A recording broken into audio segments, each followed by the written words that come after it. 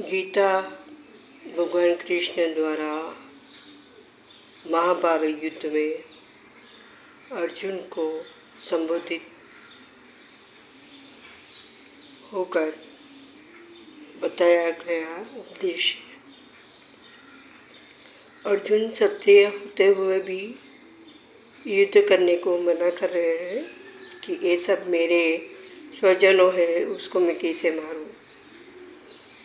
Means Arjun अपने कर्तव्य से विमुख हो गया, तो उसको कर्तव्य के प्रति जागरूक होने के लिए कृष्ण भगवद गीता कि अर्जुन कौन है, उसका मूलभूत स्वरूप क्या है, वो बता रहे हैं। इन शॉर्ट कहना चाहे तो गीता में सब कुछ आ जाता है। जीवन कैसे जीना चाहिए स्थिर प्रज्ञ होकर, वो सांख्य योग है, सेकंड अध्याय, दूसरा अध्याय गीता का। अगर आपने ये जान लिया, अच्छी तरह समझ लिया, तो आपके जीवन की यात्रा बड़े ही सुगम तरीके से हो सकती है। उसमें सत्वगुण, रजोगुण, तमोगुण की बात कही गई है।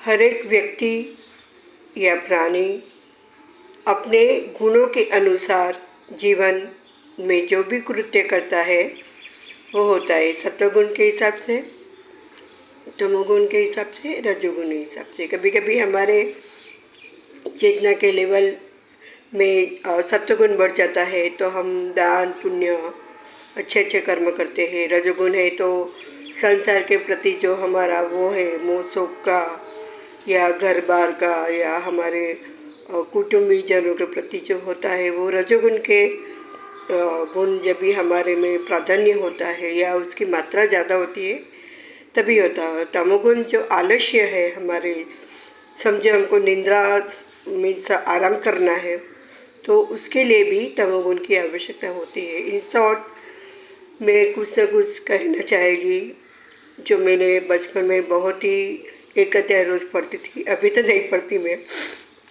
तभी भी संस्कृत मेरा वीक ही था, अभी भी है, तो वो गुजराती में ट्रांसलेशन पढ़ती थी बराबर समझकर। और जो संस्कृत होता है उससे जैसे हम आँखें फेरते हैं ना, ऐसे करके, और भगवान को बोलती थी कि आप समझ लो कि मैंने पढ़ लिया। तो ज़रूरी नहीं है कि हमको संस्कृत आना ही चाहिए।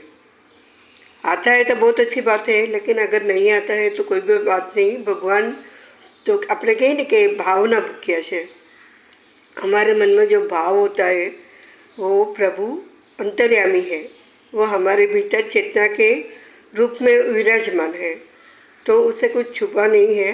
अस्तु थोड़ा मगनु तेरा तुझको अर्पण, क्या लागे मेरा ओम।